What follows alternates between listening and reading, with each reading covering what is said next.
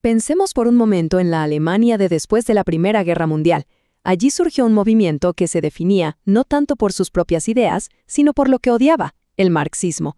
Pero, como vamos a ver, esta historia de enemigos declarados es mucho, mucho más complicada de lo que parece a simple vista.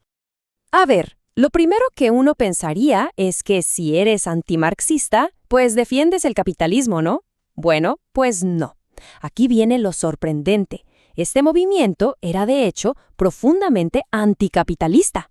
Y más curioso todavía, compartía un objetivo con su gran enemigo, el socialismo. La diferencia, claro, era que querían un socialismo nacionalista, no internacionalista. Y esto nos deja con una pregunta central, una que es casi una provocación. ¿Y si el enemigo fuera, en el fondo, parte de la misma familia? Esa es la paradoja que vamos a intentar desentrañar hoy. Aquí es donde la trama se pone buena, porque a pesar de la hostilidad pública, de la lucha frontal, el antimarxismo terminó heredando ideas clave del mismísimo marxismo que decía combatir. Para entender esta herencia tan peculiar, primero hay que mirar el conflicto superficial. Por fuera, la pelea era clarísima, casi de caricatura. El marxismo decía guerra de clases, no guerra de naciones. Y del otro lado, el antimarxismo respondía con fuerza, unidad nacional, no guerra de clases. Parecían dos mundos completamente opuestos, ¿verdad? Pero, como en toda buena historia, lo interesante es lo que no se ve. Debajo de los gritos y las consignas, ambos movimientos compartían una misma base, una misma forma de ver el mundo. La idea de que la sociedad se mueve por un conflicto que no tiene solución. Y por eso, ambos rechazaban de plano el capitalismo, la propiedad privada y la idea de un comercio pacífico entre las personas. Entonces, la gran pregunta es, ¿cómo pudo pasar algo así?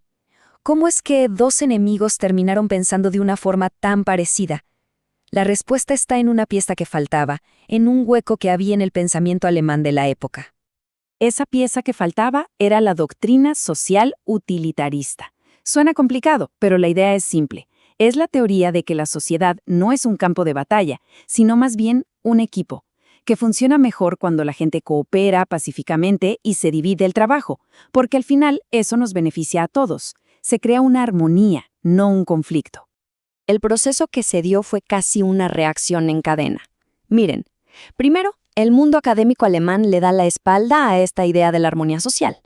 Segundo, al hacer eso, se crea un vacío intelectual. De repente, ya no hay una teoría aceptada sobre cómo cooperamos.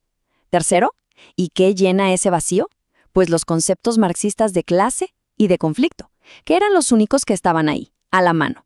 Y así llegamos al cuarto paso. Los antimarxistas, sin otra cosa a que aferrarse, terminan usando las herramientas de análisis de su enemigo para combatirlo. Increíble. Ahora, esto no fue solo una discusión académica, ¿eh? Para nada. Adoptar una ideología que solo ve conflicto por todas partes tuvo consecuencias muy, muy reales y muy graves. Pensemos en los problemas gigantes que tenía Alemania.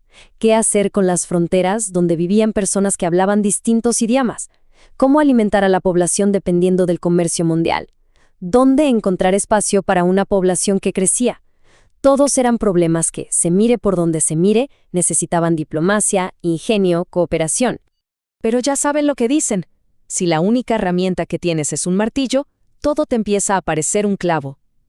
Para una ideología que solo entiende el mundo a través del conflicto, la respuesta a todos estos problemas tan complejos se redujo a una sola palabra: violencia. Y según la fuente que estamos analizando, este principio de la fuerza no solo no resolvió nada, sino que fue un desastre. Terminó aislando a Alemania del resto del mundo y se argumenta que fue un factor clave que la llevó a la derrota en la Gran Guerra. Bien, llegamos al veredicto final del autor, y esto es importante, porque la crítica no es solo al antimarxismo, es una lección mucho más amplia sobre cómo se debería, o no se debería, combatir una idea que se considera errónea. Aquí está el corazón de todo el asunto. El antimarxismo fracasó porque era un movimiento nacido del puro resentimiento. ¿Qué hizo? Atacó los síntomas políticos del marxismo, las cosas superficiales, pero nunca refutó su base teórica. Al contrario, aceptó su premisa principal: la del conflicto, y simplemente cambió a los protagonistas. Hay una cita de Karl Langer que lo resume de una forma brillante.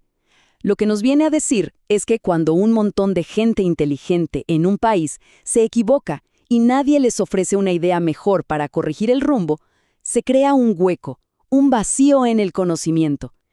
Y ese vacío no solo afecta a una nación, nos frena a todos. Y cerramos con esta reflexión que creo que da para pensar un buen rato. Cuando un movimiento político, o de cualquier tipo, se define únicamente por aquello a lo que se opone, por lo que odia, ¿qué ideas de su enemigo se le terminan metiendo en la cabeza casi sin querer? Es una pregunta que la verdad va mucho más allá de la Alemania de hace un siglo y sigue muy, pero muy vigente.